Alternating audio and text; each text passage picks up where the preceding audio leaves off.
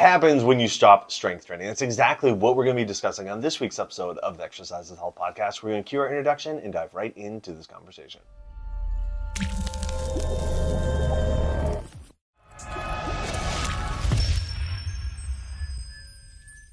Hey, welcome back, everybody, to the Exercise is Health podcast, brought to you by Muscle Activation Schaumburg. We're your hosts, Charlie and Julie. And today we're discussing what happens to you physically when you stop strength training. Maybe you're doing strength training, in your teens, 20s, maybe a little bit in your 30s, and then for whatever reason, life or choices or whatever gets in the way and you stop strength training.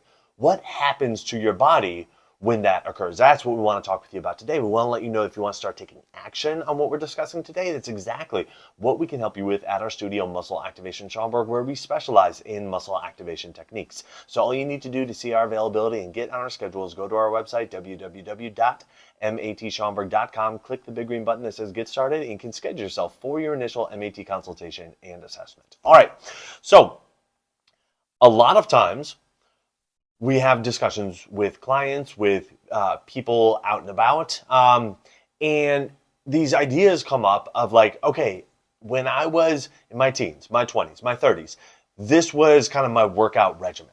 And then kids, job, life, whatever, stops me from doing that workout regimen, and now it's been 10 years, 20 years, 30 years or more since I've been doing specifically my strength training consistently.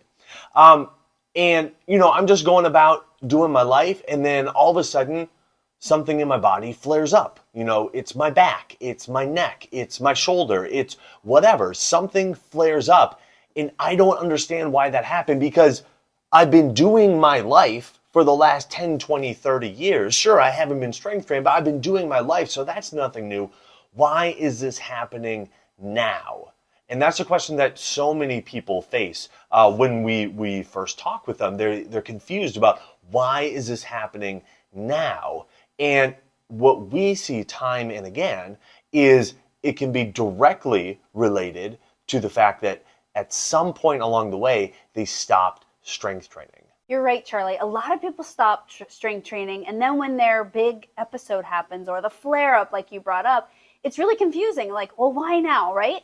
But what happens when we exercise, and really life in general, is our bodies are adapting machines. Like that is what we are designed to do, is adapt to our environment, right? And so when you are in your workout phase of life, whether that is because you were in college or high school, or maybe you went through a phase of working out, right? Your body is constantly adapting to that stimulus. Okay, I've got to be physical. I've got to build muscle because we keep using this muscle stuff. I've got to keep range of motion because we keep using it. I got to keep all these things going because your body is demanding it. Your environment is demanding it. But one thing that's really interesting about the body is that it's constantly trying to conserve energy. And one of the most expensive things that it can do, meaning it burns a lot of calories or requires a lot of energy, is to contract muscle and to keep muscle size and strength. And so as soon as that demand on your body leaves, right? You're not strength training anymore. You're not exercising anymore. You're not doing sports anymore. You're not doing all the physical demand. Your body's like, sweet, we can get rid of all this stuff, right? And it doesn't just disappear overnight, but it starts gradually going down because it is not advantageous, survival-wise, to keep expensive materials, expensive tissues in your body, aka muscles. It's very metabolic. It's very expensive for your body to keep. So as soon as the demand, that physical demand is gone from your life, your body's going to slowly start adapting to its new environment, right? And that new environment is not physical, or it's less physical. It's less demanding. It's less taxing. It's less requiring that building phase. And so over time, over years, over decades, sometimes over even, people that regularly work out, they usually notice like within a couple days, like, man, I haven't worked out in a while. I'm feeling sore and achy, or, things aren't feeling stimulated. But most times people are feeling like, wow, I went through this period of like, I built a lot of strength and I had a lot of strength and I lived with that strength for a while. But because you're living not requiring that strength, your strength has just slowly been decreasing until it matches the necessary requirements of your life, right? And then you do something big like, oh, it's mulching season. I picked up a big bag of mulch and ouch, I threw out my back. Okay, so now that event that you had, you couldn't tolerate anymore. You used to be able to tolerate it, but because you don't regularly like challenge your back muscles with weight like that, then when you went to go do it, your body has finally reached the level of your lifestyle. It doesn't include lifting heavy things. That's exactly right. So basically, you got as strong as your life was requiring, on a consistent basis. And so if the consistent things that you are doing are, going for walks and, picking up and, stuff around your home, maybe doing some yard work, then you're going to get as strong as going for walks and picking stuff up around your home and doing some yard work. And then if and when there is an event that requires more from you, even though at some point in your life you had the physical capacity to be able to do that and tolerate it, because it has been a while since you have required that of your body has adapted to the thing that you have been requiring of it, which is going for walks and picking stuff up around your house and doing some yard work. And so when you have something that is more intense than that, now all of a sudden it's going to exceed your body's capacity. And it may be something where you feel it immediately when you do it. It may be something where you feel it the next day or the day after. And all of a sudden it's like, wait a second, like what's going on here? Why did this take a toll on my body? Another scenario that happens is you go on, it's not even like a more extreme, like singular event. It may just be that your body became deconditioned enough that something that is a little bit of a normal event, but done for a longer period of time, now all of a sudden is taxing enough on your body that you're feeling it. Okay, so for example, you're used to going, driving for 30 minutes at a time.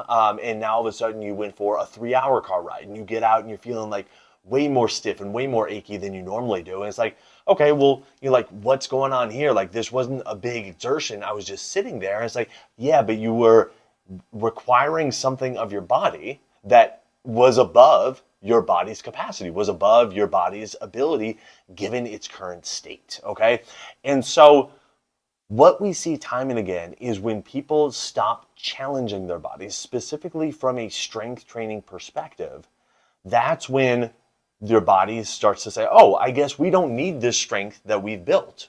It'll keep it for a little bit because it's more efficient for your body to keep a little bit of its strength than to try to build a little bit more strength. So it's going to kind of ask like, okay, well, are you sure? Like, are you sure we're not going to like challenge ourselves as much anymore? But pretty quickly it's going to say, oh, I guess we're not challenging ourselves as much anymore. Okay, cool. Like, I'm going to drop it. I'm going to drop it. Like, we don't need as much strength. We don't need as much muscle mass.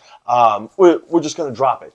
And again, when the requirements of your body on a day-to-day basis are very far under what your current abilities are, you're not going to notice that. You might notice like, oh, like it feels like a marginally more difficult, or, I feel like a little bit more tired than I did before, like when I was working out regularly, but it's still totally like within, within what I can do.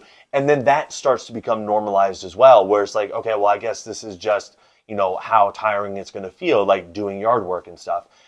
But then there's a snowball effect that happens where that deconditioning process just keeps going more and more and more and more downhill, to the point where, again, your physical abilities just match your daily life. And so anything that exceeds that all of a sudden becomes a stressor for your body, in a way that your body might start to flare up as far as feeling tight, achy, borderline injured. You may feel excessively fatigued. You might be like, oh, why are these areas of my body feeling so tired and sore while I'm doing this? It's because you haven't asked your body to do more than what you've been currently doing for a long enough period of time. And it happens to everybody. And unfortunately, more times than not, when somebody's experiencing this, they label it as, this is me getting old. And then now all of a sudden it's the I'm getting old card. And that's, everybody goes through it. So this is normal. And I can flash this card wherever I go. And you tell everybody who's younger than you, just you wait. Just you wait until you get to this age. Because now all of a sudden, then you're going to feel old. See, it even happened to me. I used to work out all the time, when I was your age. But, now I'm just getting old. And so now it feels like this. And yet we can name off so many cases of individuals where that's not the case, because they continued to do their strength training. They continue to challenge their body, and they don't have any interest or need to flash the, I'm just getting old card. That's right. And they either continued or they restarted. Exactly, and they're like, wow, I thought I was just getting old. You know what's so funny is like when people exert themselves and they get out of breath, they're like, oh, I'm so out of shape. But when people exert themselves and they get sore and achy, or they throw out something, or they low-key injure themselves due to lack of strength, right? Which all of that stuff is due to lack of strength. They always say, I'm getting old. They never say, oh, I'm getting out of shape. So here's the good news, is that for most people, the way that feels good to live is like, when I want to do something, I do it. And it relatively doesn't injure me, right? Or it feels like a big event and I recover pretty fast, right? Like maybe I'm sore for a day or whatever. And what that requires is regular resistance training. And the really great thing is that when you do regular resistance training, the way Charlie and I talk about it in all of our podcasts, is it's like a really controlled event. So that means your injury risk is very low. But what it leads to is allowing you to do more stuff in your life, or almost everything you want to do in your life, without having to do those things. So like, here's a really good example. Like Charlie and I just moved, and just on Sunday, Charlie's mom brought like this, like it was a small dresser, but it was a dresser that like Charlie had to carry up the stairs. I don't remember the last time you have carried a dresser. I don't know, years, right? Because it's not something like you regularly like pick up and move around. Okay, right? but we gotta be honest. It was a giant dresser. A giant dresser. It was an enormous dresser. Yes. You should have seen it. It was an enormous dresser. Yeah, just giant. Okay, yeah. So, but yeah. So the thing is that he could, when he needed to use his strength and his conditioning that he's been building, he could do that. But it didn't mean he had to like practice lifting dressers all the time. What he does is he practices controlled, challenging motions in the gym to make sure his arms are staying really strong, his shoulders are staying really strong, his back muscles are staying really strong, his hip muscles are staying really strong, right? And so a lot of times we view like, oh my gosh, if I want to be able to do these things, I'm going to have to do them all the time, right? Not necessarily. The goal when you exercise and to keep your body ready for life is to train your body to be a really strong and good body, which comes with relatively low risk, but then can be applied in a lot of ways. So if you're feeling like, oh my gosh, I haven't exercised in a really long time, it seems like I'll probably get injured if I restart, it's actually quite the opposite, right? It's like when you start, especially the way that Charlie and I talk about it, at least, I can't speak for other modalities, but you're going to be very, very safe, and it's going to be a building process of building your body so that your body can do your life in general. So make sure you're keeping up that strength, because as soon as you stop, again, it's the most expensive material in your body. You're going to start losing it very quickly, along with bone density. So you want to make sure you want to keep both of those really high. And the best way to do it is stay consistent. And if you haven't stayed consistent, the best way to do it is to get restarted. Exactly. And as you're going along, you're feeling like, ooh, like this keeps getting tweaked, that keeps getting tweaked. That's where muscle activation techniques really can come into play, because it very well may be that you're having muscles that are just not communicating well with your brain. And when you go and try to lift the weight, your body is just compensating around these muscles. And so things are getting tweaked. And so that's where we can come in with muscle activation techniques and tune those areas up for you. So at the end of the day, when you stop strength training is when you start telling your body, oh, I don't need to be as strong as I currently am. And so your body is going to respond to that by starting to shed some muscles and shed some strength. And once your capabilities from a strength perspective match your daily life, that's when for a lot of people life starts to feel really taxing. I mean, we start using the saying of like, oh, I'm just getting old. But the truth of the matter is, it's yes, you have gotten older. We're not arguing that. But you have also highly likely gotten weaker. And so The good news is age, there's really not much you can do. Strength, there's a whole bunch you can do. And so if you start strength training again on a consistent basis, using the 4 exercise for life principles, and then using muscle activation techniques to tune up any areas that need to get tuned up, you can see tremendous improvements in your strength in a relatively short period of time that carry directly over into your everyday life. So if this is something that you are looking for guidance with, that you would like our help with, that's exactly what we can do for you at our studio, Muscle Activation Schaumburg, where we specialize in muscle activation techniques and also help people with their strength training. So all you need to do to see our availability and get on our schedule is go to our website, www.matschaumburg.com, click the big green button that says Get Started, and you can schedule yourself for your initial MAT consultation and assessment. Well, thank you so much for joining us, everybody. We always appreciate your eyes on YouTube, your ears on Apple Podcasts or Spotify, wherever you consume our content. If you wouldn't mind leaving us a rating and review, it always means the world to us when you do. We are wishing you a fantastic week, and we'll talk with you all next week. This podcast is for information purposes only. The statements and views on this podcast are not medical advice.